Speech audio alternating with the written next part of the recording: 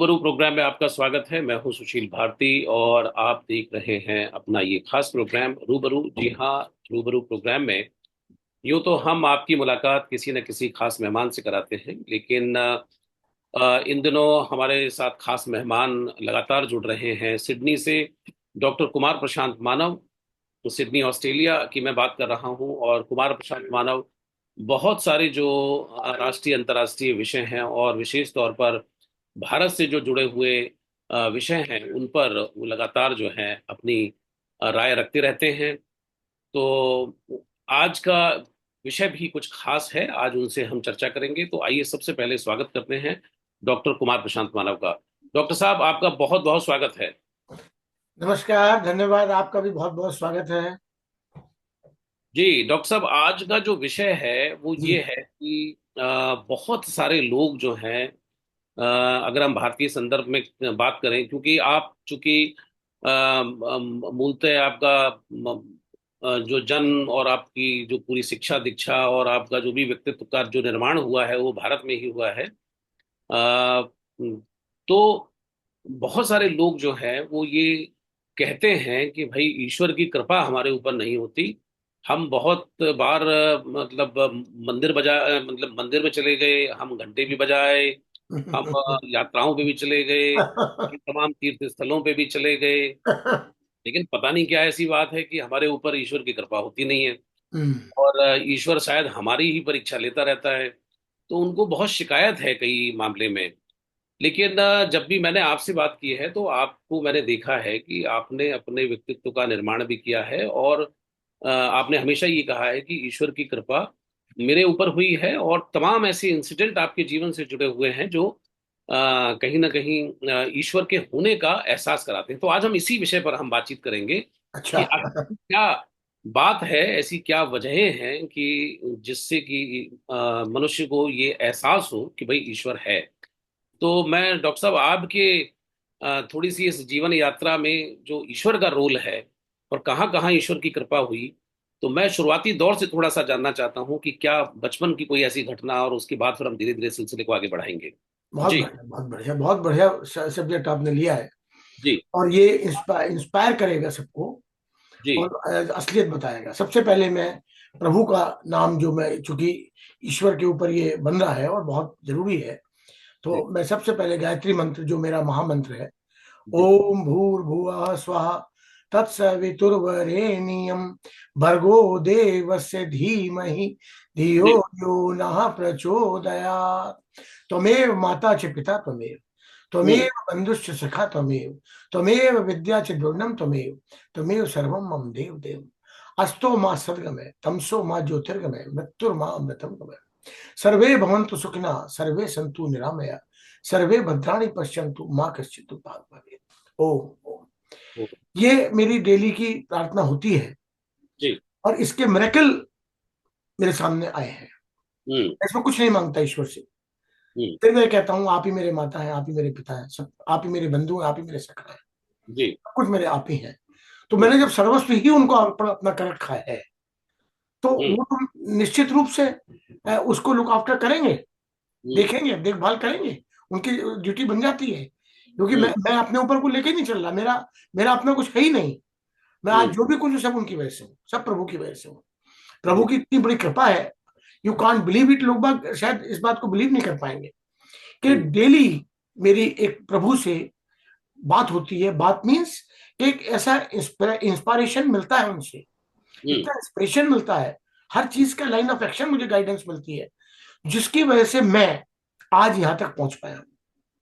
आज मेरा, आप ये देखिए, मेरा ट्रांसफॉर्मेशन प्रशांत कुमार गोयल एडवोकेट से डॉक्टर कुमार प्रशांत मानव का जो ट्रांसफॉर्मेशन हुआ है, ये जर्नी, ये बहुत विलक्षण जर्नी है, जी। जी। अप्रतिम जर्नी है, अद्भुत जर्नी है। हम्म। ये बहुत ही कम नसीब वाले होते हैं जिनको इस तरह का की यात्रा, जी। अनुभव। मैं आपको बताना चाहता हूं कि ये ईश्वर की विशेष कृपा, मैंने हमेशा, ये मैं आपको इंसिडेंट बताऊंगा अपने लाइफ के, कि हम्म। मैंने हमेशा उसकी कृपा महसूस की है। और आज तो मैं आज भी कहता हूं कि उसकी कृपा पूरी तरह से मुझ पर बरस रही है। हम्म। लेकिन लोग बाग अनभिज्ञ है। लोग बाग केवल शिकायत करते हैं, लेकिन उसकी कृपा का अंदाजा नहीं करते। जो छोटी छोटी घटनाएं हमारे जीवन में होती हैं, उससे ही पता लग जाता है कि ईश्वर की कितनी बड़ी कृपा हमारे ऊपर है। जी तो मैं पहले इसी चीज से स्टार्ट करता हूं जी जी कि बताएं। आप ये देखिए कि कृपा ईश्वर की आदमी क्यों नहीं महसूस करता। हम्म, क्योंकि उसका जीवन सही चल रहा है, सब हम्म, कुछ ठीक है, जो उसकी एक्सपेक्टेशन है उसके हिसाब से उसे नहीं मिल रहा, हम्म, तो उसकी शिकायतें दर्ज होती है। हम्म, उसे बहुत कुछ चाहिए, हम्म, लेकिन उसे बहुत कुछ नहीं मिल रहा, लेकिन फिर भी बहुत कुछ मिल रहा है। अगर वो अपने से नीचे को देखेगा, तो वो देखेगा कि मैं तो बहुत अच्छा हूं, लेकिन वो नहीं देखता। वो हमेशा अपने ऊपर से अपने को ऊपर को देखता है। इसलिए उसे लगता है, ईश्वर शिकायत होती है कि अरे, मैं अनिल अंबानी क्यों नहीं हुआ, मैं मुकेश अंबानी क्यों नहीं हुआ। हम्म, सारे अगर अनिल अंबानी या मुकेश अंबानी हो जाएंगे, सारे ही गौतम बुद्धा, श्री राम, श्री कृष्ण, सारे ही महावीर स्वामी, सारे ही जीसस क्राइस्ट हो जाएंगे, तो फिर जी दुनिया में फर्क ही क्या रहा। सबसे बड़ी बात यह है कि आप उस पद चिन्हों पर चलकर हम्म, बहुत कुछ हासिल कर सकते हैं, जी लेकिन उसको हासिल करने के लिए आपको उसके ऊपर अटूट विश्वास, हम्म, अटूट श्रद्धा उसके ऊपर होनी जरूरी है। तो हम्म, सबसे बड़ी बात मैं आपको बताता हूँ, मैं बचपन से ही कुछ हम्म, मेरे अंदर कुछ विलक्षण चीजें रही, हम्म, अलग से बिल्कुल अलग हटके रहा। एक एक एक अग्नि प्रदीप्त होती रही मेरे हृदय में जी कि मुझे कुछ करना चाहिए। तो ये कौन प्रदीप्त कर रहा था? एक ईश्वर कर रहा था। हम्म, ईश्वर का ही तो इंस्पिरेशन था जो हम्म, मुझे वो अग्नि प्रदीप्त हो रही थी। तो बच्चा भी जब मैं था, सबसे अलग था। जब मैं हम्म, जाता था नौचंदी में, हमारे यहाँ नौचंदी में लगता है, मेरा तो बड़ा फेमस है। जी बड़ा तो फेमस है। बच्चे लेते थे टॉयज, हम्म, गाड़ी, स्कूटर, हम्म, और तरह के डिफरेंट तरह के टॉयज, खिलौनों की दुकान पे। मैं आज हम्म, तक कभी खिलौनों की दुकान पे नहीं हम्म, गया। मैं जाता था गीता प्रेस गोरखपुर की दुकान पे, और गीता प्रेस गोरखपुर से श्री कृष्ण, हम्म, श्री राम, हम्म, गौतम बुद्धा, शहीद भगत सिंह, हम्म, राजगुरु सुखदेव, महाराणा प्रताप, छत्रपति हम्म, शिवाजी, ये पुस्तकें सारी किताबें मैं लेके आया करता था, पढ़ता था। तो मैं पुस्तकों में। पहले भी कई काफी एपिसोड में कह चुका हूं, इन चीजों का आपके जीवन पे बड़ा प्रभाव पड़ता है। जब आपकी एक ऐसी अवस्था होती है जो बहुत डेलिकेट होती है, उसमें आपको किसी भी सांचे में मोल्ड किया जा सकता है, हम्म, उस टाइम आप पे चोट करनी आवश्यक है। हम्म, ये प्रभु केवल उसी पे करता है जो जो उसको विशेष प्रिय होता है। और मैं ये मानता हूं कि ईश्वर ने मुझे बहुत ज्यादा भाग्यशाली बनाया, बहुत ज्यादा, कि हम्म, उसकी इतनी कृपा मुझे मिली कि आज हम्म, मैं सही और गलत तक हम्म, मानने में, उसको समझने में, लोगों को हम्म, समझाने में सफल रहा। लोगों को माने ना माने, बिल्कुल मानेंगे नहीं, इसलिए नहीं मानेंगे क्योंकि उनकी परवरिश दूसरे माहौल में हुई, बिल्कुल उनका उनका लालन पालन दूसरे माहौल में हुआ, उन्हें पारिवारिक शिक्षा उस टाइप की नहीं मिली। उनकी गलती नहीं है बेचारों की, उनकी, मैं उनकी गलती कभी नहीं मानता। बिल्कुल। उनकी परवरिश, उनका सांचा, जिस सांचे में वो रखा जाएगा मिट्टी का पुतला, वही तो बनेगा। हम्म, तो वो नहीं बन पाए। लेकिन आज भी मैं कहता हूं कि जब जागो तभी सवेरा है। आज भी ऐसी बात नहीं है। अगर वो ईश्वर की कृपा को महसूस करना शुरू कर दें, तो दावा इस बात का कि ईश्वर अपने आप अपनी कृपा बरसाएगा, उन्हें एहसास होगा कि उनके जीवन में कितनी बड़ी कृपा है। मुझे एक वाक्य याद आ गया इस जी पॉइंट। एक बुजुर्ग हम्म, को हार्ट की प्रॉब्लम हुई। अच्छा वो हार्ट की। हार्ट की प्रॉब्लम हुई, वो नर्सिंग होम गए, उनकी एंजियोग्राफी हुई, एंजियोप्लास्टी हुई। हम्म, 4 दिन बाद उनको जो है जब डिस्चार्ज किया जाने लगा, तो 4 लाख का बिल उनके पास आया। तो हम्म, वो बिल को देख के रोने लगे बहुत जोर जोर से। ओके। तो डॉक्टर स्टाफ ने कहा कि क्यों सर, क्या बात है, आप क्यों रो रहे हैं, क्या बिल ज्यादा का है? बोले नहीं, बिल तो इससे दुगना भी होता तो मैं दे हम्म, सकता था, लेकिन मैं आज इस चीज को देख रहा हूं कि उस प्रभु ने 70 साल मेरा दिल फ्री में संभाल के रखा। हम्म, मैंने कभी महसूस नहीं की उसकी कृपा। और आज आपने मेरे दिल को 4 दिन संभाला और 4 लाख का बिल आ गया। हम्म, तो उसकी कृपा, जो अनंत कृपा उसकी मेरे ऊपर है, उसको याद करके मेरी आंखों से आंसू छलकते हैं। तो हम क्यों नहीं मानते कि उसकी, आज जो हमारा दिल धड़क रहा है, आज जो शरीर में ये रक्त प्रवाहिनी हो रही है, जो हम बोलने के काबिल हैं, ये कितनी बड़ी कृपा है उसकी। वो कब महसूस होगी? जब आप देखेंगे वो जो बेचारे लूले लंगड़े हैं, हम्म, जो डीफ एंड डम है, जो हम्म, बोल नहीं सकते, सुन नहीं सकते, जो जिनकी आंखें नहीं है, जो देख नहीं सकते, हम्म, जिनके हम इस बात की शिकायत तो करते हैं कि मेरे पास गुच्ची के जूते क्यों नहीं है, और मेरे पास अरबानी एक्सचेंज के जूते क्यों नहीं है, हम्म, मेरे पास ब्रांडेड जूते क्यों नहीं है। अरे उनको देखो जिनके पैर ही नहीं है। हम्म, तो मैं ये कहता हूं कि आपका सोचने का तरीका अलग है, मेरा सोचने का तरीका अलग है। हम्म। मैं वही समझाना चाहता हूं, लोगों के अंदर भरना चाहता हूं इस चीज को कि अपनी पॉजिटिविटी, अपनी सोच में परिवर्तन करो। आपकी सोच में परिवर्तन होते ही आपको सब कुछ दिखाई देने लग हम्म। जाएगा, और सोच में परिवर्तन होना बहुत आवश्यक है। बहुत बहुत बड़ी बात कही है डॉक्टर साहब आपने, क्योंकि लोग जब लोगों के पास पैसे नहीं होते, लोग जो है अमीरी और गरीबी जो है वो पैसे से तोल करके समझते हैं। तो जब लोगों के पास पैसे नहीं होते तो लोग बोलते हैं कि हम तो बहुत गरीब हैं, लेकिन कभी भी शायद उनका इस बात पे ध्यान नहीं जाता कि वो उन लोगों से कितने अमीर हैं, कि जो आप कह रहे हैं कि जिनके हाथ नहीं है, पैर नहीं है, आंखें नहीं है, कान से सुन नहीं सकते, तो उनसे तो ये बहुत लाख दर्जे अमीर हैं। बिल्कुल, बोल नहीं सकते, डीफ एंड डम है, ना वो सुन सकते बेचारे, ना बोल सकते। जी। आप देखिए कितनी मेंटली रिटार्टेड है लोग। मैं जाता था, प्रेम सदन है, प्रेम सेवा सदन है हमारे यहाँ, तो उसमें मेंटली रिटार्टेड बच्चे रहते हैं। देख के आंसू में आंसू गिरते थे मेरी आंखों से, देख के उन बच्चों को। तो आप ये क्यों नहीं सोचते हैं कि आज आपका जीवन जो इतना सुंदर दिया है प्रभु ने, उसको आप एंजॉय करो, एक एक पल को एंजॉय करो। जो पल आपके जीवन से निकल गया वो वापस नहीं आने वाला। तो मैं कहता हूं कभी शिकायत मत करो प्रभु से। प्रभु ने जो दिया है वो बहुत कुछ दिया है, बहुत कुछ दिया है। अगर आपका शरीर स्वस्थ है, आप इस काबिल हैं कि आप उठते हैं, उठ सकते हैं, बैठ सकते हैं, समाज में चल कर सकते हैं, फिर सकते हैं, सब कुछ कर सकते हैं, तो आप बहुत ज्यादा भाग्यशाली हैं। तो प्रभु को कभी दोष ना दें, प्रभु को हमेशा धन्यवाद शुक्रिया अदा करें कि प्रभु हम्म। ने मुझे बहुत कुछ दिया। और हमेशा अपने से नीचे को देखें। हमेशा, मैं हमेशा से कहता रहा हूं, कभी अपने ऊपर को मत देखो। ये नहीं है कि आप कुछ प्रयास करने बंद कर दो ना, प्रयास तो आपको करने हैं, क्योंकि कर्मण्यवादी का रास्ते वहां फलेशु कदाचन, कर्म तो आपको करने हैं। बिना कर्म किए कुछ ईश्वर भी नहीं मिलने का। हम्म। तो वो तो कर रहे हैं, लेकिन जो भी आपको मिल रहा है उसको प्रभु का आशीर्वाद समझ के आप हम्म। उसको संतोष रूप से ग्रहण करिए। बिल्कुल। देखिए आपको कितना अच्छा लगेगा। ये चमत्कार मेरे साथ होता है।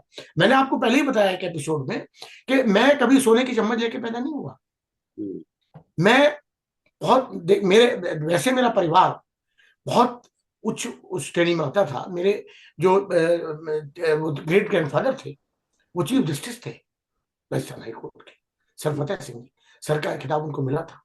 हम्म। 4 घोड़ों की बग्घी हमारे चलती थी, सब कुछ था, चौकीदार थे, सब था, लेकिन रिटायर हो गए। उस बीच में कुछ ऐसे घटनाएं हुई, ताऊ जी की डेथ हो गई। वो डॉक्टर थे वहां पे, अब बीकानेर में टीबी स्पेशलिस्ट थे, उनकी अनटाइमली डेथ हो गई। तो वो धीरे धीरे बहुत ज्यादा परटर्ब्ड हो गए, वो रिटायर होकर इधर शिफ्ट हो गए। धीरे धीरे वो चीज समाप्त होती है। तो जरूरी नहीं, देखिए कभी भी ये ना सोचें कि अगर मेरे पे आज पैसा है तो वो कल भी रहेगा, आज मेरा अच्छा समय है तो कल भी रहेगा। हमेशा आदमी को अपने हर वक्त के लिए तैयार रहना चाहिए, हमेशा। हम्म। तभी आपको भी डिप्रेस नहीं होगा, क्योंकि ये तो बिल्कुल। धूप और छांव है, दिन और रात है। दिन है तो रात भी होगी, और रात है तो दिन भी होगा। तो डॉक्टर उसके साहब, लिए मैं यहाँ आपको आपको थोड़ा सा टोकना चाहता हूँ कि बड़ी जी अच्छी आपने बात कही है कि सदा दिन जो है वो एक जैसे नहीं होते हैं। तो कभी जैसे जीवन में धूप है, छांव है, तो ये जीवन का क्रम है, प्रकृति भी शायद यही हमें संदेश देती है। तो जब लोगों को ये समझ आ जाए कि भाई आज तो हमारा बहुत अच्छा समय है, लेकिन जो कल थोड़ा ऐसा भी डाउन भी समय हमारा आ सकता है, तो इसके लिए किस तरह की सोच की तैयारी होनी चाहिए, या किस तरह की सोच रखनी चाहिए कि जिससे कि जब आपका टूटा हुआ समय हो, आपका डाउन समय हो, तो उसमें आप बिखरे नहीं। मैं बता रहा हूँ ना, ये टूटा हुआ समय में पहुंच चुका हूँ, वही मैं आपको बता रहा था जी। कि मेरे फादर इंग्लिश के लेक्चरर थे बीकानेर में। हम्म।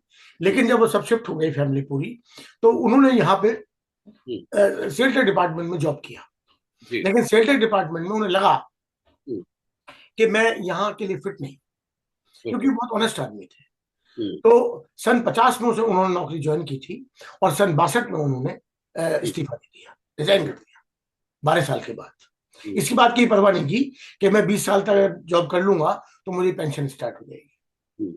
20 साल तक अगर आप जॉब करते हैं, उसके बाद आप रिजाइन करते हैं या वीआर लेते तो आपकी पेंशन बन जाती थी, ऐसा उस टाइम कानून था, आज का जी। मुझे नहीं पता। तो और उन्होंने उस टाइम वकालत की, और मतलब लॉ किया उस बीच में, और वकालत शुरू की। लेकिन चूंकि बहुत ईमानदार थे, बहुत डेडली ऑनेस्ट थे, उसीलिए जॉब की छोड़ा उन्होंने गवर्नमेंट का। सरकारी जॉब कौन छोड़ता है, हम्म। उसीलिए छोड़ा उन्होंने। आप उस चीज को देखिए, ग्रेटनेस को।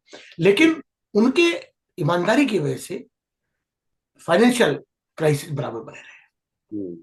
आप ये समझिए कि मैंने जो पढ़ाई की है अपनी लॉ की, ग्रेजुएशन की, एलएलएम वगैरह जो मैंने किया, वो मैंने खुद, फादर ने हमारे कहा था कि बेटा आप हम्म, खुद अपना को रास्ता अख्तियार कर लो, और खुद अपना कोई ऐसा वो देख लो कि जिससे आपका पढ़ाई वढ़ाई जो है आगे बढ़ना और चलती रहे, क्योंकि हम्म, मैं इतना नहीं कर पा रहा हूँ। तो मैं उनको दोष नहीं दूंगा, वो तो ईमानदार थे, वो देवता थे, उनकी क्या बात है। मम्मी मदर हमारी देवी देवी थी। तो मुझे ये एहसास हुआ कि मुझे कुछ करना चाहिए, तो मैंने ट्यूशन, मैं इंग्लिश मेरी बहुत अच्छी थी, इंग्लिश की ट्यूशन पढ़ा के मैंने अपना लॉ और एलएलएम आगे किया। जी, आप ये देखिए, क्या 100 रुपए महीना की हम्म, ट्यूशन थी मेरी, हम्म, उससे मैंने इस कॉलेज की फीस माफ कराई। हम्म, 20 रुपए महीना मेरी कॉलेज की फीस जाती थी, उसके अलावा आने जाने का खर्चा, किताबों का खर्चा, सब उसमें निकल जाता था। इस तरह से मैंने अपना करियर स्टार्ट किया। तो क्या, एक बात बताइए, क्या मुझे नहीं परेशानी आई थी? क्या मुझे संघर्ष नहीं मिला था? आगे भी, आगे भी मैं चलता रहा, क्योंकि मैंने भी फिर वकालत की, हम्म, और वकालत स्टार्ट की। सन 1972 में मैं एक एडवोकेट के साथ रहा, हम्म, सीनियर एडवोकेट का, इनकम टैक्स के 75 तक उनके साथ रहा, 75 में सेपरेट हो गया, फादर के साथ आ गया। लेकिन चूंकि हम लोग ईमानदार थे, इसलिए मुझे भी फाइनेंशियली इतनी वो नहीं थी। अच्छा, सपोर्ट मुझे कोई फैमिली की मिली नहीं, क्योंकि कोई संपत्ति नहीं, कोई जायदाद नहीं, कोई प्लॉट नहीं, कोई मकान नहीं, कोई दुकान नहीं, किराए के मकान में रहते थे, हम्म, और कोई एक नया पैसा भी बैंक बैलेंस नहीं, कुछ हम्म, नहीं। तो जो डेली कुआं खोदना और पानी पीना। हम्म, लेकिन मैंने कभी ईश्वर को शिकायत नहीं की।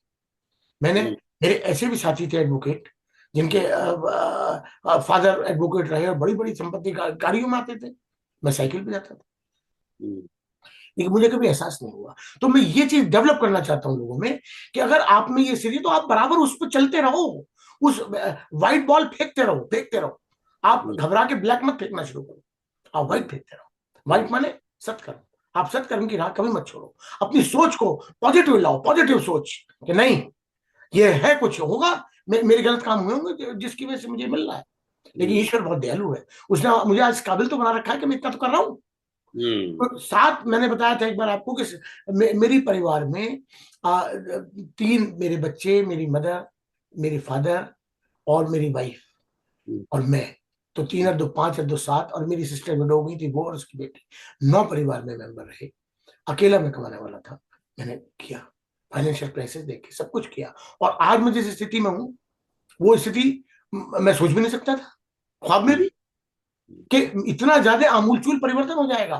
फाइनेंशियली तो ईश्वर ने बहुत कुछ दिया ही दिया है, उसकी तो कमी नहीं है, लेकिन उसने जो मेरा सबसे बड़ी चीज है, कि मेरी बुद्धि को सन्मार्ग में प्रेरित किया, मुझे इस बात के लिए गाइड किया कि देखो मैं तुम्हें ये दे रहा हूं, अच्छे विचार दे रहा हूं, तुम, अब ये भी कहा, देखो मैं बता रहा हूं, कौन कहता है, मैं जो आज आपसे बात कर रहा हूं, किसने इंस्पायर कर रखा है मुझे? गॉड ने किया। तो कि मैं कैसे उसका शुक्रिया अदा ना करूं?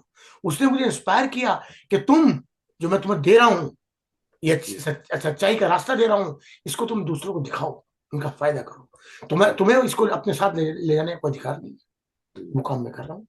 और आप ताज्जुब करेंगे कि ना तो मुझे कोई इससे मैं पैसे का लालच है, ना कोई पद, ना कोई प्रतिष्ठा, ना कोई मुझे प्रॉपर्टी, ना मुझे कुछ नहीं मुझे चाहिए, बस मुझे सिर्फ ईश्वरी कृपा चाहिए, और वो मैं मुझे बराबर मिलती है, बराबर हम्म, मिलती है। मतलब मैं डेली बता रहा हूँ कि जब मैं सुबह गायत्री मन का जाप करता हूँ, रात को 15 मिनट बैठ के सोचता हूँ कि मैंने आज को गलत काम तो नहीं किया, जो मैं हमेशा कहता हूँ कि self realization is the best teacher of person, hmm, वो मैं करता हूँ। उसी में मुझे ईश्वर गाइडेंस देते हैं कि तुम्हें ये करना है। तो आप ये देखिए, कैसे नहीं मैं मान लूं, लोग हम्म। बाग क्यों नहीं मानते इस चीज को।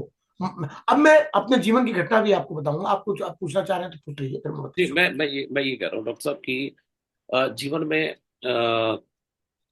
आपको कई बार ऐसा लगा होगा हम्म, कि मैं शायद इस चीज को कैसे मैं कर पाऊंगा, या ऐसा लगा होगा कि शायद मैं नहीं कर पाऊंगा, एक दुविधा, एक ऐसी इस संकट की घड़ी होगी जब व्यक्ति अकेला पड़ जाता है, जब उसको कहीं दूर दूर तक कोई सहारा नजर नहीं आता है। तो ऐसे में ईश्वर जो है, ये कहते हैं कि ईश्वर अपना कार्य करता है।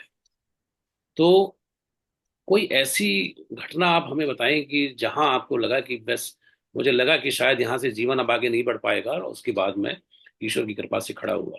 बिल्कुल सही बात, बहुत बढ़िया, आपने बड़ा बड़ा बड़ा अच्छा क्वेश्चन किया है, और यही मैं बताना जा रहा था बड़े विस्तार से।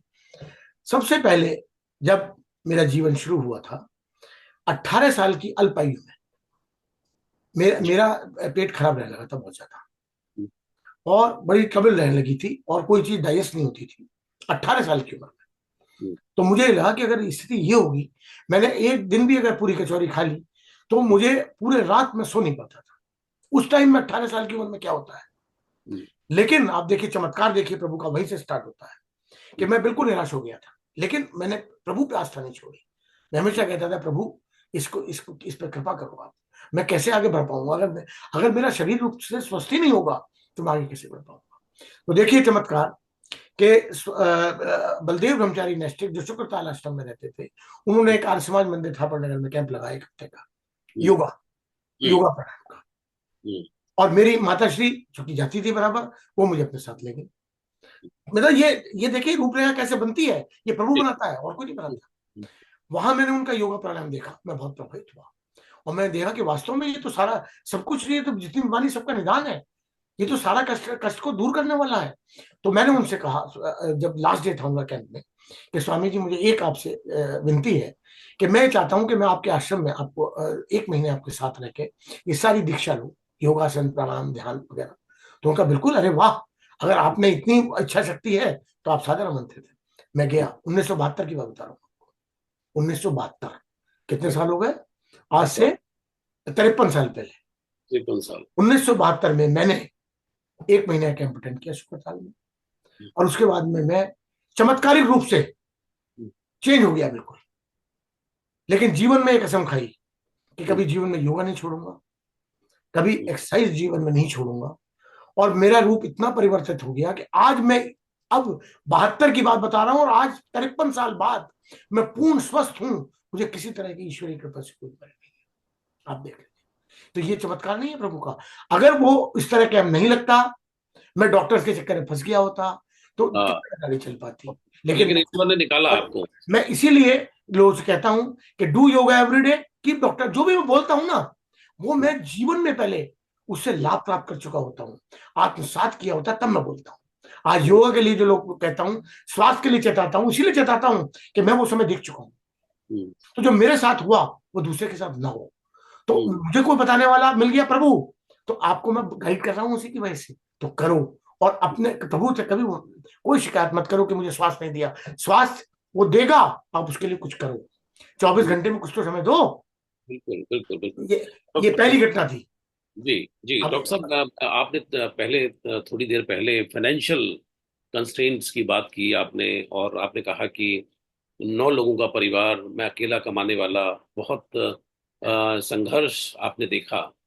कोई ऐसा पॉइंट जब आपको लगा कि अब मैं इससे बाहर निकल रहा हूँ, ईश्वर की कृपा मेरे ऊपर हो रही है, और मैं शायद निकल गया हूँ, ये फीलिंग भी कभी कहीं ना कहीं आई होगी और आपने ईश्वर को धन्यवाद दिया होगा, वो क्या घटना रही? ईश्वर को तो मैं रोज तब भी धन्यवाद देता था, जी। क्योंकि इतना सब कुछ होने के बावजूद भी मेरे सारे काम चलते रहते थे। हम्म, आप देखिए, इतना होने के बाद भी सारे काम चलते रहते थे। हम्म, बीमारी भी होती थी, बच्चों की फीस भी जाती थी, बच्चों की ट्यूशन भी होती थी, लेकिन सारे कामों को कुछ रहता रहता था। इसलिए मुझे कोई कष्ट नहीं हुआ। हम्म, मतलब मैंने ये इतना सब कुछ संघर्ष जरूर किया है, लेकिन मुझे कभी कष्ट नहीं दिया प्रभु हम्म, ने। गाड़ी भी मेंटेन की, 83 से मैंने गाड़ी मेंटेन की। उससे पहले मैंने स्कूटर 75 में स्कूटर ले लिया था। तो आप ये देखिए कि कृपा उसकी धीरे, आप चाहो हम्म। कि नीचे से एकदम छलांग लगा के ऊपर पहुंच जाओ, वो पॉसिबल नहीं रोम वॉज नॉट बिल्ट है। In a step day. By step, step by step, passion होना चाहिए, प्रभु पे आस्था होनी चाहिए, उस पर विश्वास होना चाहिए, और अपने कर्मों पे विश्वास होना चाहिए, और हमेशा सोच पॉजिटिव होनी चाहिए। जहां नेगेटिविटी आई और निराशा हुई, वहीं आदमी डिप्रेस हो गया और अपनी लाइन से हट गया।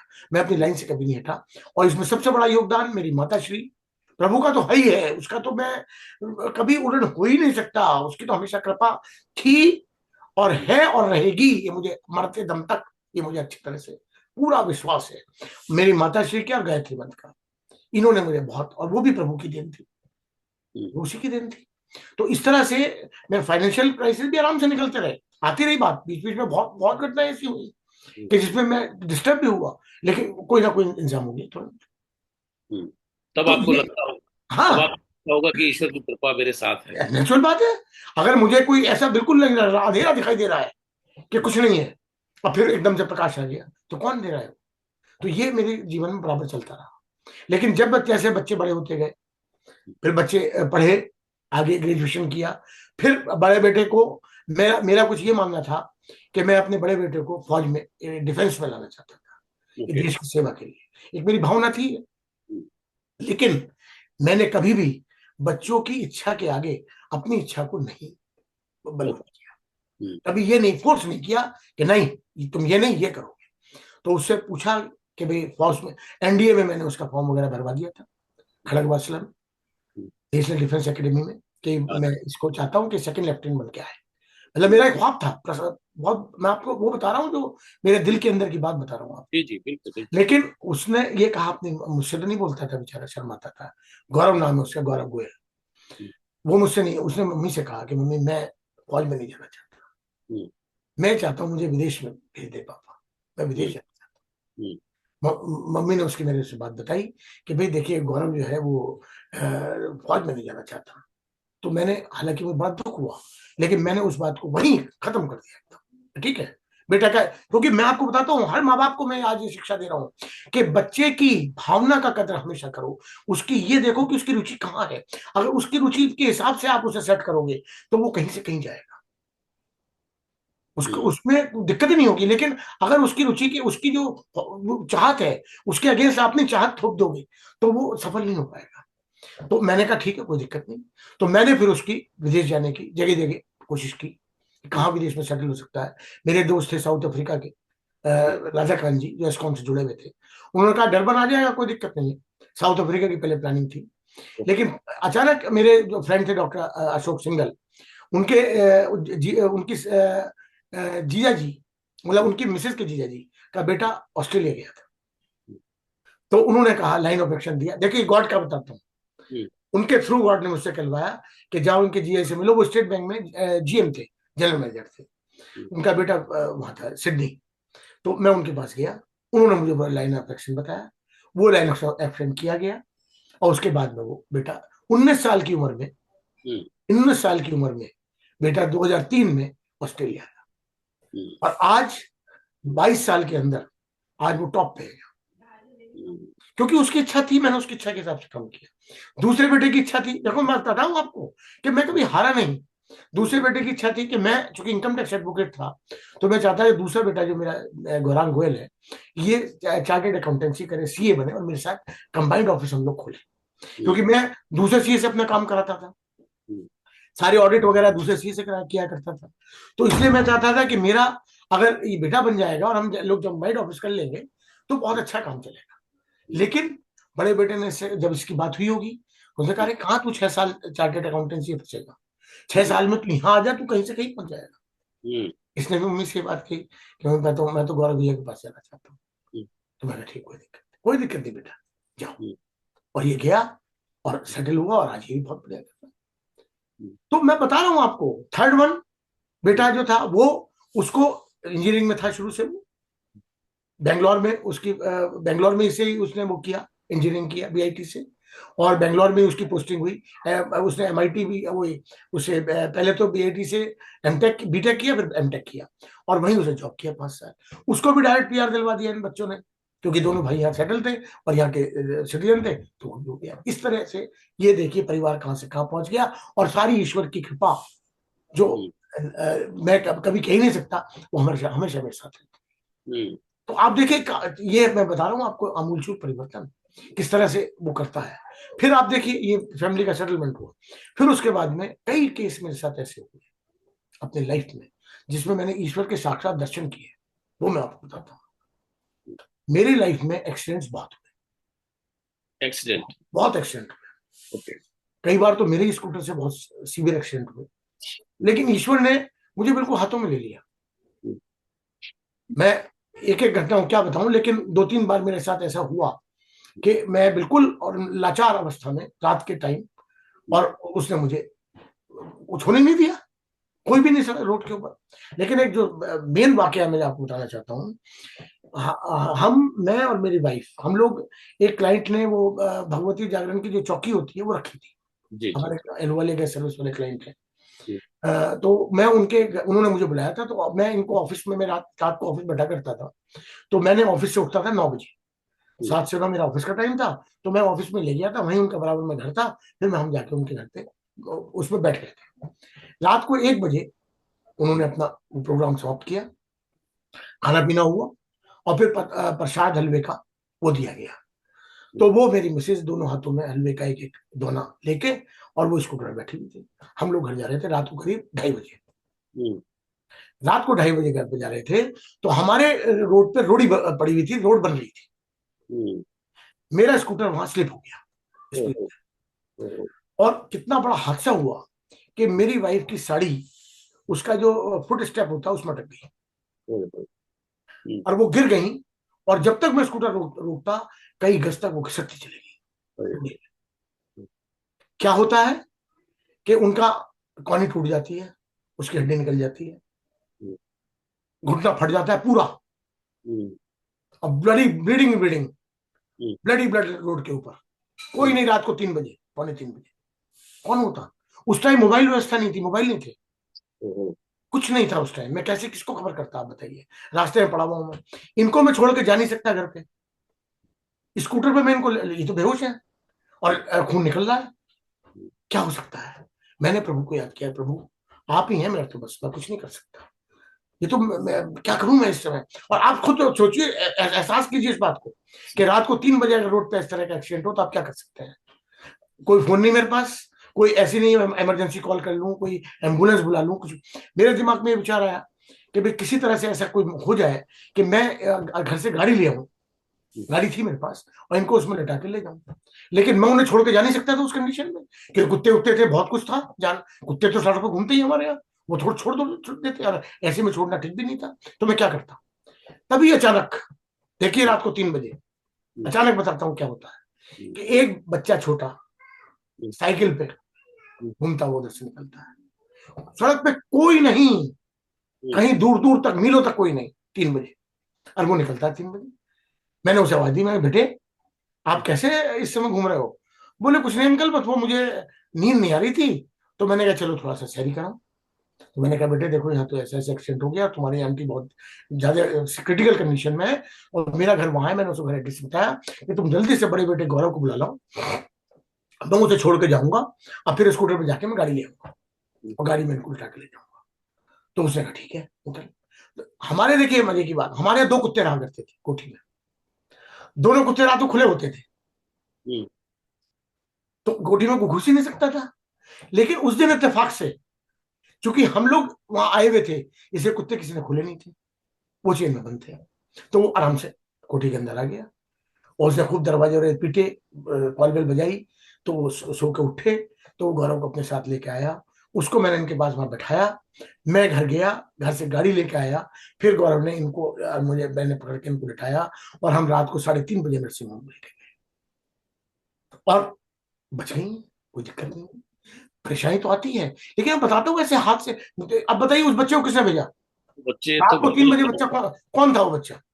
वो ईश्वर ने संयोग बनाया कि ऐसा कुछ होगा और तो। उसके बाद वो बच्चा दिखाई नहीं दिया। संयोग क्या, ईश्वर खुद साक्षात आता है मदद करने। हम्म, आप ये देखिए, ये कितनी बड़ी घटना है। मेरे आज भी, अब भी रोंगटे खड़े हो रहे हैं इसको याद करके, क्योंकि आई वॉज टोटली हेल्पलेस, कुछ नहीं था मेरे पास उस समय। लेकिन देखो कैसे, कैसी प्रभु की कृपा हुई। ऐसे ही एक हादसा आपको बताता हूँ दूसरा। पहली बार हम ऑस्ट्रेलिया आए थे 2006 में, हम्म, मैं और वाइफ। गौरव ने बुलाया था कि पापा मम्मी, 2003 में गया था, तो 2 साल पढ़ा, फिर ऐसे जॉब करना शुरू कर दिया था एचपी में। बोला कि आ जाओ पापा, आप घूम लो यहाँ 1 महीना। तो हम लोग गए थे वहाँ। बीच वाले बेटे दोनों वहीं थे, इंडिया में पढ़ रहे थे। तो मैं और मेरी मिसेज गए थे। तो ऑस्ट्रेलिया से फ्लाइट जनरली लेट ही आती है, तो हमारी फ्लाइट करीब 11:30 बजे आई थी रात को इंडिया वापस। तो हम वहां से तो गौरांग जो बेटा बीच वाला, वो टैक्सी लेके वहां गया था मेरठ ले जाने के लिए, क्योंकि फ्लाइट आती दिल्ली, दिल्ली से मेरठ जाना होता है। तो वो टैक्सी ले आया था, हम उसमें बैठे। वो उसके बाद में 12 बजे करीब वहां से स्टार्ट हुए। तो जब वहां से स्टार्ट हुए, तो हमारे ब्रदर और भाभी रहते थे इंदिरापुरम में, गाजियाबाद में। तो उन्होंने हमसे ये कह रखा था कि आप भैया हमारे पास होते हुए जाएंगे, चाहे आप आधे घंटे के लिए बैठते जाए। तो मैंने मैंने उनसे कहा भी फोन पे, मैं कहा भाभी बहुत देर हो गई, तुम सीधे जा रहे हैं। बोले नहीं, आप जरा होते हुए आओ, थोड़ा बना, खाना वाना भी आपके लिए बनाया हुआ है, और आप सुबह से फ्लाइट में बैठे हो, कुछ खाया पिया भी नहीं होगा, थोड़ा खाते हुए निकल जाओ। तो हम आ गए, हम्म, वहां खाना वाना खा लिया, और ड्राइवर ने भी खा लिया। तो हम वहां से करीब 1:30 पौने 2 बजे, 2 बजे करीब वहां से निकले। हम्म, तो हम गाड़ी में चल दी। अब वो क्या हुआ कि खाना ड्राइवर ने भी खा लिया था, गाड़ी 100 की स्पीड पे थी, ड्राइवर को नींद आ गई, और हम्म, गाड़ी हम्म, जो चौराहे का जो वो बना होता है, उससे हम्म, टकराई बड़ी भयंकर रूप से। ओहो, ओहो, बाद में बराबर में थाना था हम्म, पुलिस का, और वो टकरा के हवा में ओए, ओए, कलाबाजी खाई उसने तीन, हम्म, और रोड पे आकर गई, और ऐसे बिल्कुल पिचक गई। हम्म, तो आवाज ऐसी हुई जैसे बम का गोला फटा। हम्म, तो मैंने सुनी है ये पुलिस वालों से कहते हुए, जब वो हम्म, बाहर आए, अरे रे बचाओ बचाओ बचाओ, इसको बचा तो कोई होगा नहीं, अरे भाई हम्म, बाहर निकालो बाहर निकालो। तो हम्म, हम लोगों को खिड़की में से खींच खींच के निकाला, ओए, ओए, मुझे, मेरी वाइफ को, मेरे बेटे को, ड्राइवर को। हम्म, लेकिन you will surprise to know hmm, कि हम में से किसी के खरोच भी नहीं आई। ओहो, बताइए। इतना भयंकर एक्सीडेंट। इतना, इतनी बड़ी कृपा, मतलब ये तो चमत्कार ही कहा जाएगा। बिल्कुल मैं बता रहा हूँ ना, इसीलिए मैं कहता हूँ हम्म, कि प्रभु के चमत्कार को महसूस करो, आपको लगेगा कि वास्तव में चमत्कार हो रहा है। मैं सही बता रहा हूँ, आधे से ज्यादा क्या, 70-90% प्रॉब्लम आदमी खत्म हो जाएंगी जिस दिन डॉक्टर आदमी छोटी छोटी घटनाओं को देखा देखेगा। डॉक्टर साहब, बीच में ना एक सवाल आ रहा है मेरे हाँ दिमाग जी। में जी। कि जब ऐसी घटना घटती है तो अक्सर लोग कहते हैं कि भाई किसी का लिया दिया जो है वो आ गया, और किसी के साथ शायद हमने अच्छा किया होगा। तो आपका जो संघर्ष का समय रहा होगा या उस समय पे, तो कहीं ना कहीं कुछ ऐसी चीजें आप भी करते रहे होंगे कि जो किसी की मदद करना या कुछ, क्योंकि वही व्यक्ति समझ भी सकता है दूसरे का दर्द जो उससे गुजरा हो। तो बिल्कुल क्या सही। आपको लगता है कि क्या जो आपने जो भी किया लोगों के साथ, तो ऐसी जब घटना घटती है तो तब लोगों को ये लगता है, तो कुछ ऐसी चीजें रही आपके लाइफ में? बिल्कुल सही कह रहे हैं आप। मैंने कभी भी आज तक कोई गलत काम नहीं किया, कभी कोई कष्ट नहीं दिया। इनकम टैक्स की वकालत में बहुत कुछ हो सकता है, मैंने कभी कुछ नहीं किया। कभी किसी को सताया नहीं, कभी किसी को सता के पैसा नहीं लिया, कभी किसी को अननेसेसरी ब्लैकमेल नहीं किया, कभी उसकी जो मैंने कमियां देखी उस कमियों को वहां जाकर डिस्क्लोज करके उसको ब्लैकमेलिंग नहीं की। मतलब मैंने कोई ऐसा गलत काम किया ही नहीं। तो लोगों का आशीर्वाद हमेशा मेरे साथ रहा। और हम्म, सबसे बड़ी बात कि मेरे माता पिता का, प्रभु का आशीर्वाद हमेशा मेरे साथ था। माता पिता की जितनी मैं सेवा कर सकता था, मेरी पत्नी, हम लोगों ने उनकी सेवा अंतिम क्षण तक की। क्योंकि अगर सेवा ना होती तो मेरी मदर की डेथ 87 की एज में हुई थी, जब हम्म, उनकी एज 87 थी, और मेरे फादर की डेथ 93 की एज में हुई थी। ओके, तो उन लोगों का आशीर्वाद हम्म, तब भी था, रहा, और आगे भी रहेगा। आगे और बढ़े। उससे ऊपर प्रभु, मैं हमेशा कहता हूं, blessings of the parents are the key of the blessings of the God. लोग बाग भूले बैठे हैं अपने माता पिता के आशीर्वाद को। माता पिता का आशीर्वाद चमत्कार है। हम्म, और ये आप समझ लीजिए कि जिसको माता पिता का आशीर्वाद मिल गया ना, प्रभु का तो अपने आप मिल जाएगा ऑटोमेटिकली। और हम्म, जिसको माता पिता का नहीं मिला, तो अभी आपने कहा कि लोग मंदिर मंदिर जाते हैं, तीर्थ तीर्थ जाते हैं, लेकिन कहते हैं हम भगवान की कृपा क्यों नहीं मिली। अरे भाई, आप स्टेप बाय स्टेप चलो ना। पहले जो आप, असली जो भगवान आपके घर में बैठे हुए हैं, आप पहले तो उनकी सेवा करो। आप जा रहे हो वैष्णो देवी, और माँ को आपने वृद्धाश्रम में डाल रखा है। हम्म, असली वैष्णो देवी तो तुम्हारी वो है, माँ, हम्म, जिसको तुमने वृद्धाश्रम में डाल रखा।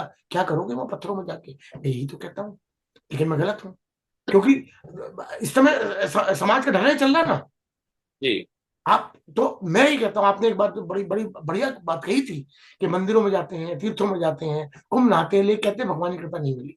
अरे भाई, सबसे बड़ी बात आप ये देखो, आप मंदिरों में यही कृपा मांगने तो जाते हो, हम्म, तीर्थों पे इसीलिए जाते हो कि मेरा कल्याण हो, मुझे सुख हम्म, समृद्धि मिले, मुझे ईश्वरी कृपा मिले, इसीलिए तो हम्म, जाते हो। हम्म, लेकिन आप इस बात से अनभिज्ञ हो कि आप जो चाहते हो, वो प्रभु अंतर्यामी है, सर्वव्यापक है, उसे सब कुछ पता है कि आपको क्या चाहिए। हम्म, वो जानता है कि आपको क्या चाहिए, किस किस चीज की जरूरत है आपको। लेकिन मैं कहता हूं, उस चीज के पात्र तो बनो, हम्म, अभी तो मिलेगी। तो पात्र तो कोई बनना नहीं चाहता, शॉर्टकट अपनाना चाहते हैं कि गए मंदिर में आरती गाई और अपना इसलिए हो गई अपना। मंदिर में तो गलत काम नहीं करेंगे क्योंकि तो भगवान का घर मानते हैं, बाहर आके सब कुछ कर लेंगे। मैं ये कहता हूँ कि पूरा संसार ईश्वर का मंदिर है। आप जो काम मंदिर में नहीं कर सकते वो आप बाहर भी नहीं कर सकते। तो हम्म, मतलब अब आप बताइए कि मैं ईश्वर की कृपा को लाना चाहता हूँ, लोगों तक पहुंचाना चाहता हूँ, हम्म, लेकिन वो नहीं उसको लेना चाहते हम्म, क्योंकि वो उलझे में है, भ्रम में, भटकाव में, अंधकार में। हम्म, आप सिंपल बात समझ लीजिए कि मंदिर हमारा बनाया हुआ है, इंसान ने तो बनाया है, ईंट का गाड़े का बना हुआ है, ठीक है। एक ऐसी स्थली है जहां पर हम ध्यान केंद्र कर सकते हैं, उसी के लिए बना हुआ है। वहां मूर्ति की स्थापना हुई और उस मूर्ति को पत्थर की बना के मूर्तिकार ने रखी, और उसमें हमने वो होता है पान प्रतिष्ठा, कोई समारोह होता है, वो करके हमने उसमें ईश्वर की वो हम्म, कर दी, हम्म, ईश्वर को उसमें स्थापित कर दिया। जी, अब फिर हमने उसकी पूजा करनी शुरू कर दी। हम्म, तो आप ये बताइए कि क्या उससे कुछ मिल पाएगा? मेरा कहना यह है कि फॉल्स सेल्फ सेटिस्फेक्शन है। इंसान कभी इतना पावरफुल नहीं हो सकता कि वो अपनी बनाए हुए पुतले में ईश्वर को का प्रत्यारोपण कर दे, ट्रांसफॉर्म कर दे। ईश्वर आपके हृदय में है, उस वहां आप उसे खोजो। डोंट, जितने भी सन्यासी हुए, जितने बड़े बड़े संत हुए, किसी को आज तक मंदिर, तीर्थ, गिरजा, कहीं गुरुद्वारा कहीं जाके वो नहीं मिला जो उसको एक वृक्ष के नीचे एकांत में जंगल में हम्म, ईश्वर का ध्यान करके उसको मिला। ज्ञान प्राप्त हुआ अकेले में, कहीं जाके नहीं हुआ। तो मैं कहता हूं कि उसकी कृपा को महसूस करो, लेकिन महसूस क्यों नहीं होती ये भी बताता हूँ मैं आपको। क्योंकि हमने जो हृदय रूपी बर्तन है, जहां पे उसका वास है, हम, मैं बहुत बार कह चुका हूं इस चीज को, हमने उसे कूड़े से भर रखा है। कूड़ा इन सेंस धोखा, फरेब, झूठ, मक्कारी, ईर्ष्या, द्वेष, फालतूपन का, ईगो, बिना बात की, उससे हम्म, आपने उसे भर रखा है। आप चाहते हो ईश्वर की कृपा आपको दिखाई देगी? How it is possible?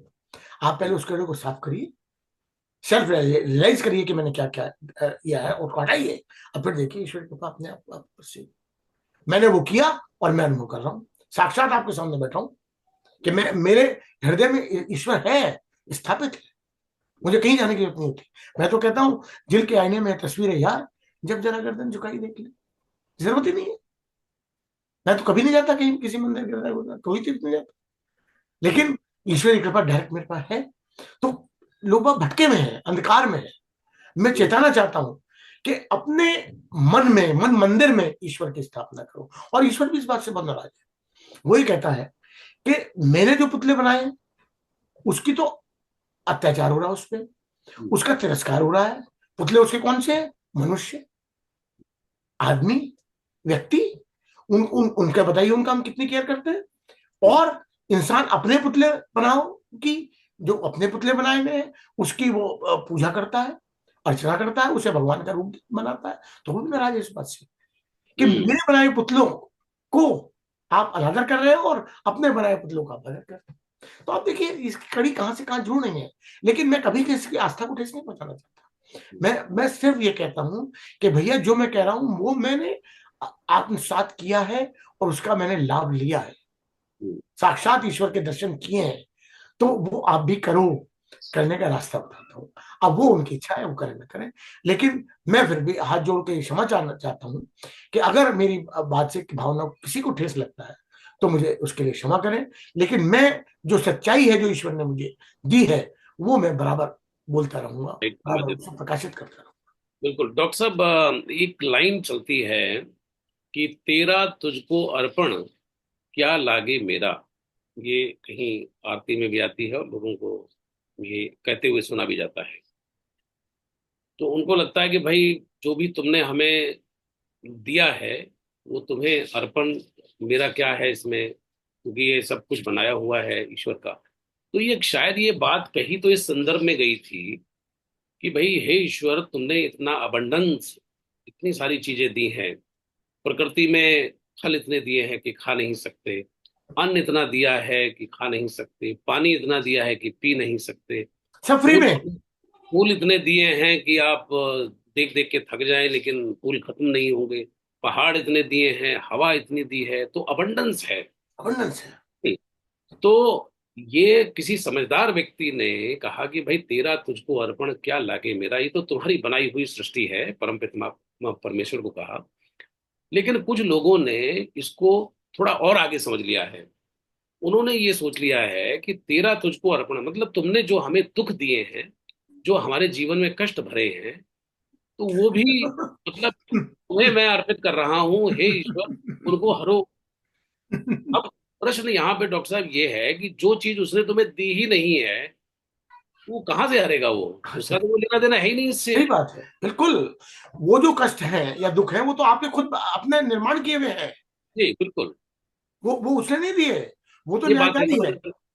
वो तो न्यायकारी है। वो तो बिल्कुल। जैसा आप करोगे, आप व्हाइट बॉल फेंकोगे, आपको फिर भी ब्लैक आएंगी, आप निराश मत हो।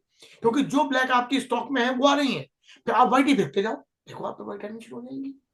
जो अब मैंने अपने जीवन में, अब मैं इससे मेरा जीवन आप देखिए, एक हम्म। आदर्श है कि जी। मैंने अपने जीवन में व्हाइट बॉल फेंकी केवल। जी। ब्लैक भी आती नहीं मेरे पास। कितनी ब्लैक आई मैंने आपको घटनाएं बताई, ये सब हम्म। ब्लैक वाली तो है, हम्म। वो भी आई। लेकिन मैं कभी विचलित नहीं हुआ। अब मैं हमेशा व्हाइट बॉल फेंकता रहा। आज मेरे जीवन में केवल व्हाइट ही व्हाइट बॉल आ रही। हम्म। मैं ये कहता हूं कि जागो, बस। मेरा हम्म। काम जगाने का है, एक चौकीदार का है। और मैं ये जताना चाहता हूं कि ईश्वर हर जगह है। ईश्वर को महसूस करो, उसकी कृपा को समझो।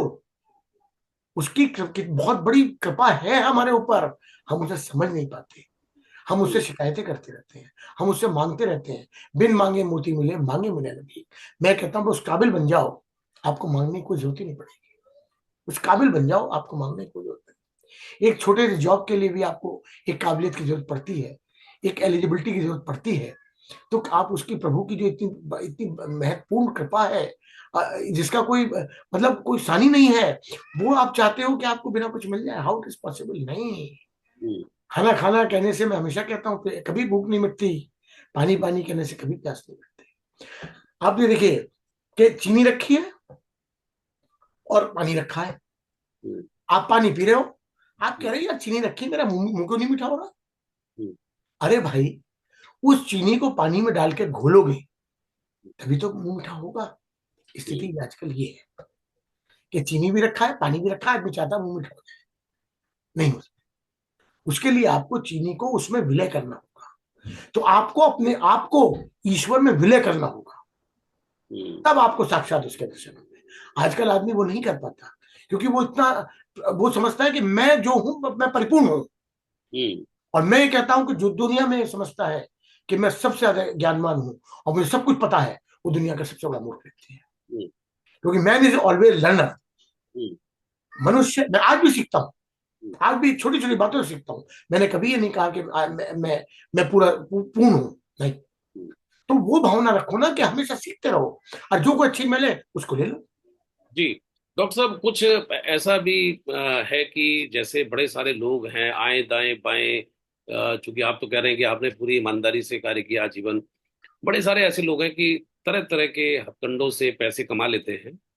और उन्होंने एक बड़ा अच्छा एक शब्द कॉइन कर लिया है कि भाई, जो भी धन आप कमाते हैं उसमें से कुछ दान कर दें, कुछ ऐसा कर दें जिससे कि धन की शुद्धि हो जाती है। ये धन की शुद्धि पर ध्यान दें, कि ऐसा लोगों की मान्यता बन गई है कि भाई जो भी तुमने कमाया है इधर उधर से, तो धन की शुद्धि हो जाएगी अगर थोड़ा बहुत कुछ आप दान कर देंगे। आप क्या कहते हैं कि क्या ये बात सही है, या लोगों ने अपनी बना ली है अपनी सुविधा अनुसार ये बात? ये बात बिल्कुल गलत है। और लोग अंधकार में है और भ्रम में है। ऐसा कभी नहीं होता, कभी जी। ऐसा नहीं होता। उसको किसी चीज की जरूरत थोड़ी है, आप उसको रिश्वत दे रहे हो हम्म। कि मैंने ये गलत काम किया, मैं 10% दे रहा हूँ, हम्म। अब वो मेरे सारे काम माफ कर दो, नहीं पॉसिबल। मैं कहता हूं कि आपको परिवार चलाने के लिए जो कर्म आप कर रहे हो, अच्छे बुरे, अच्छी तरह पैसा कमा रहे हो, गलत तरीके से पैसा कमा के ला रहे हो, वो तो आपकी जिम्मेदारी है। लेकिन जो उस तरह से आप काम करके ला रहे हो, उसका जो परिणाम है वो आपको ही भुगतना होगा, परिवार के मुद्दे। जब आदमी को ये नॉलेज हो जाएगी कि मैं जो कर रहा हूं अच्छा है या गलत, उस सब का भुगतना मुझे ही है यार, तो मैं क्यों इस गलत में पछड़े में पड़ूं, जो आगे आगे मुझे ये भुगतना पड़े सब कुछ। अपना हम्म। प्रारब्ध क्यों खराब करूं, अपना बैंक बैलेंस क्यों डेबिट में करूं? बैलेंस शीट है लाइफ एक अपनी। मैं इसमें एक छोटी सी बात मुझे याद आ गई, बहुत बड़ी, मतलब ये बड़ी शिक्षा देने वाली है। हालांकि मैंने कही भी एक दो एपिसोड में, वाल्मीकि थे महर्षि, बहुत बड़े। बहुत बड़े महर्षि हुए वाल्मीकि, उन्होंने रामायण की रचना की। बल्कि वाल्मीकि कृत रामायण ही ओरिजिनल रामायण है। बाद में तुलसी कृत हुई, वो उसमें ओरिजिनलिटी नहीं है। तो वाल्मीकि का मैं आपको इतिहास बताता हूँ कि वो उससे पहले एक डाकू थे, हम्म। महर्षि होने से पहले डाकू थे। जी। और वो डाका डालते थे रात को, तो डाका डाल के अपना पैसा लाते थे, उससे अपना परिवार चलाते थे। तो एक दिन कुछ साधु संत जा रहे थे, उन्होंने उनको पकड़ लिया कि भाई लाओ। तो उन्होंने कहा भाई हम तो साधु हैं, हम तो संत हैं, हमारे पास तो कुछ नहीं है। बोले तुम झूठ बोल रहे हो। हम्म। बोले नहीं, आप देख लो, तलाशी लो। तो उनका कि कुछ नहीं, लेकिन एक बात बताओ भैया, कि आप जो ये डाके डाल रहे हो और ये आप गलत काम कर रहे हो, ये आप क्यों कर रहे हो? हम्म। बोले ये मेरा पेशा है, और चूंकि मुझे अपने परिवार को चलाना है, इसलिए मुझे करना पड़ेगा, करता आ रहा हूँ। तो बोले अच्छा, आप इस एक बात समझो, परिवार के लिए कर रहे हो? बोले हाँ, परिवार के लिए कर रहा हूँ। तो आप ऐसा करो कि आप हम घर जाओ, और घर पे जाके ही पूछ लो कि जो मैं एक काम करके आपको पैसा ला के दे रहा हूँ और आपके जीवन निर्वाह कर रहा हूँ, इसका भुक्तभोगी तो आप भी होंगे ना, साझेदार तो आप भी होंगे, क्योंकि मैं आप लोगों के लिए कर रहा हूँ। तो मुझे अच्छा, तुम हम बेवकूफ समझते हो, तुम भाग जाओगे? बोले नहीं, हमें पेड़ से बांध जाओ। तो उन्होंने पेड़ से बांध के और घर गए। वाल्मीकि बता रहा हूँ आपको घटना। घर पे जाके उन्होंने पूछा अपने पत्नी बच्चों से कि भाई जो मैं ये डाके डालता हूँ और ये पैसा लाता हूँ और ये काम मैं तुम्हारे लिए कर रहा हूँ, इसमें जो भी कोई इसका रिजल्ट होगा, इसके भागीदार तो आप भी हैं, क्योंकि मैं आपके लिए कर रहा हूँ। बोले हम क्यों भागीदार होते हैं?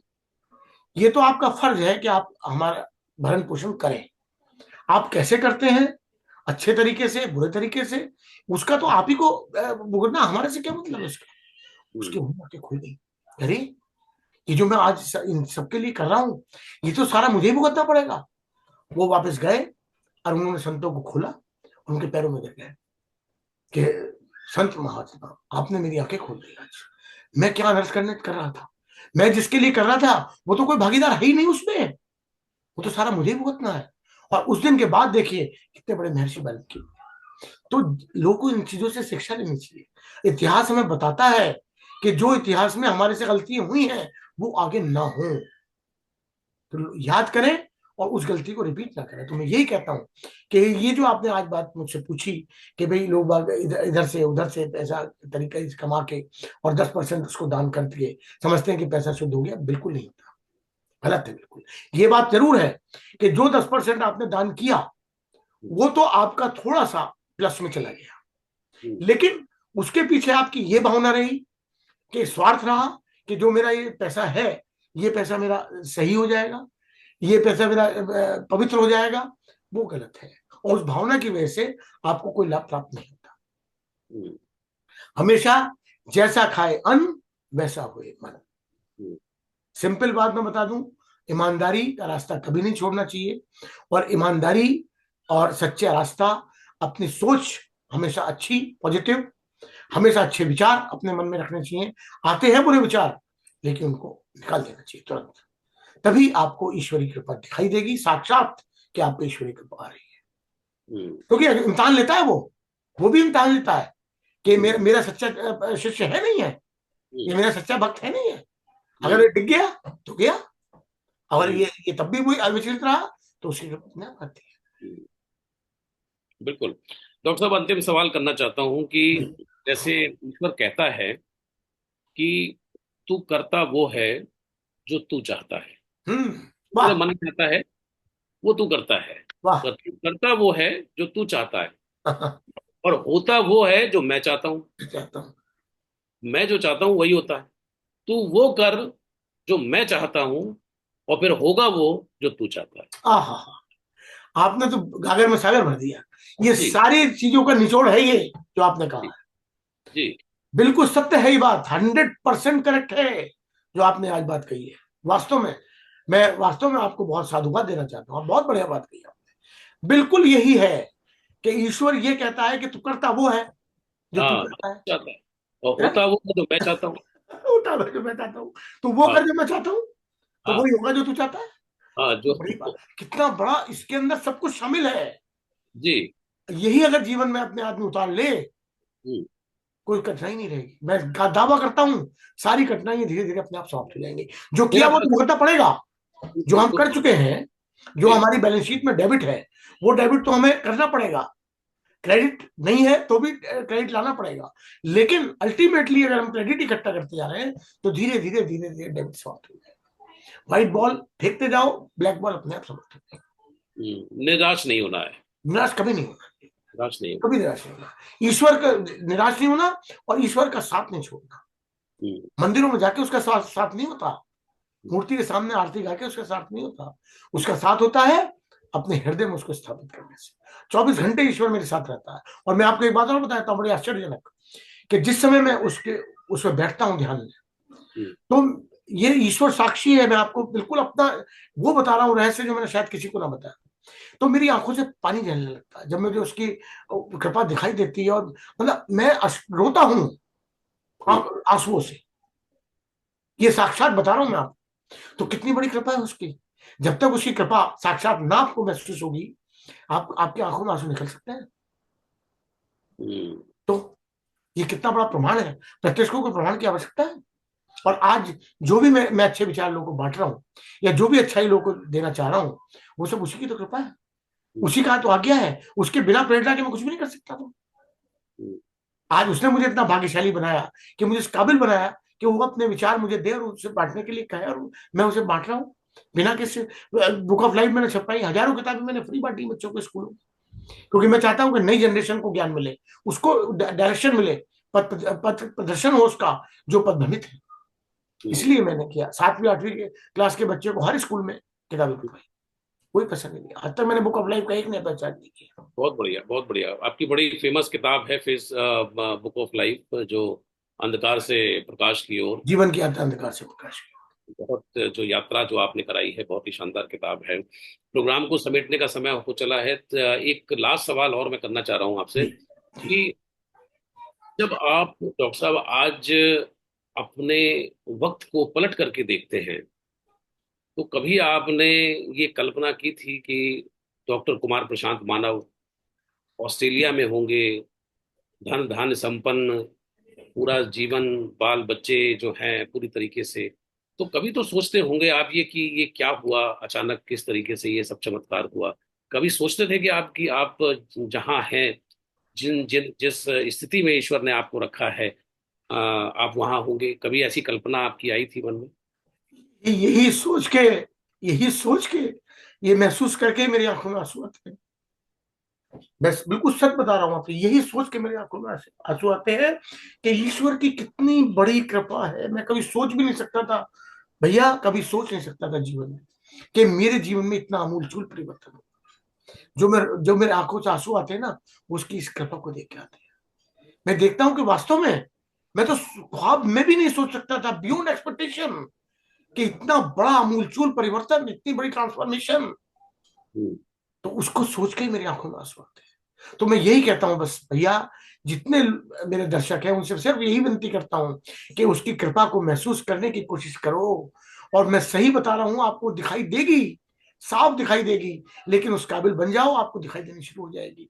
और मैं बिल्कुल अपने पिछले उसको याद करता हूं, और सोचता हूं कि मैंने कभी वास्तव में भी नहीं सोचा था कि मैं विदेश में इस तरह बैठा हुआ हूँ।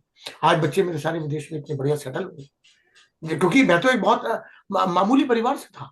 हम्म, कभी ख्वाब में भी नहीं सोच सकता था।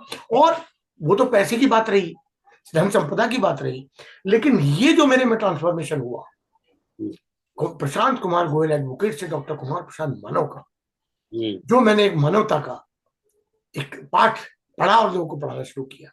मैं मेरा कहना ये है हमेशा, जो भरा नहीं है भावों से, बहती जिसमें रसधार नहीं।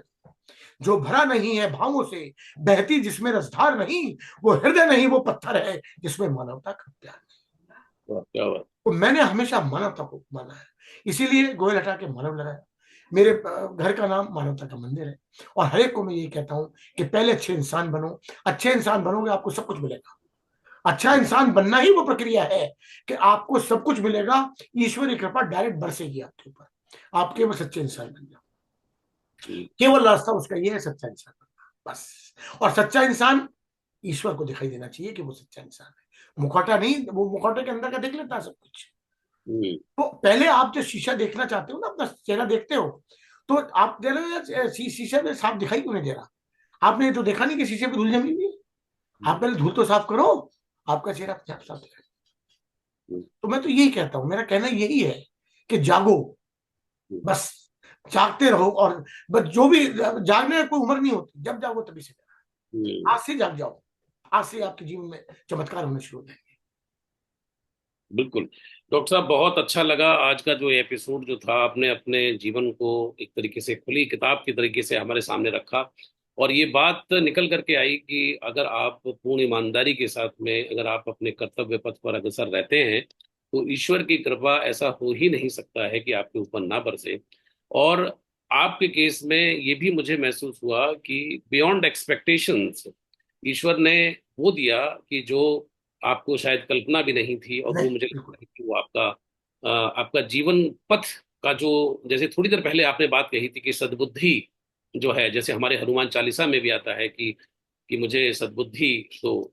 और उस पर मार्ग पर प्रशस्त होकर के जो रास्ता आपने चुना, उस रास्ता का ये परिणाम है। और कहीं ना कहीं ईश्वर का साथ आपके साथ है। तो आपकी ये यात्रा यूं ही जारी रहे और आप इसी तरीके से जीवन को एंजॉय करते रहें और मानवता की सेवा करते रहें, यही हमारी शुभकामनाएं हैं। भैया देखिए, गायत्री मंत्र का मैं मानता हूं जिसने मेरे जीवन में परिवर्तन किया, उसमें तो मांगना ही यही है कि हे सर्वशक्तिमान निराकार, अजन्मा, अनंत, अनादि, अनेश्वर, प्रभु, सुख स्वरूप, दुख को हरने वाले, मैं आपके तेज को, अब मुझे इतनी क्षमता दें कि मैं उसे अपने आत्मा में धारण कर सकूं, और मेरी बुद्धि को सन्मार्ग में प्रेरित करें। बस यही तो एक प्रार्थना है जो मैं करता हूँ, यही गायत्री मंत्र करता है। तो वो उसने दिया है मुझे जो मैंने इसमें मांगा है। मैंने हमेशा उससे यही मांगा कि मेरी बुद्धि को सन्मार्ग में प्रेरित करें, और वो उसने मेरी बुद्धि को सन्मार्ग में प्रेरित किया।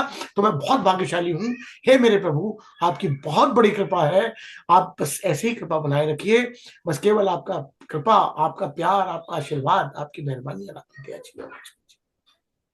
बहुत बहुत शुक्रिया डॉक्टर साहब कि आपने MS टीवी के साथ में आपने चर्चा की। और मुझे लगता है कि आज का ये एपिसोड है वो हमारे दर्शकों को बहुत पसंद आएगा। और उनको शायद ये रास्ता जो है, ये इसमें ये बात निकल करके आएगी कि जीवन पथ पर अगर आपको अग्रसर होना है, तो ईश्वर का साथ, अपने ऊपर विश्वास, ईमानदारी, कर्मठता, इन सब के साथ अगर आप चलेंगे और सद्बुद्धि सन्मार्ग पर चलेंगे, तो आपका जीवन भी प्रकाशित हो सकता है। क्योंकि आपकी तमाम विचारधारा जो है, चाहे पुस्तक के माध्यम से हो, चाहे मोटिवेशनल वीडियोस के माध्यम से हो, लोगों तक पहुंचे और लोगों को उनके जीवन को प्रकाशित करें। आपका बहुत बहुत शुक्रिया, बहुत बहुत धन्यवाद। धन्यवाद, नमस्कार, बहुत बहुत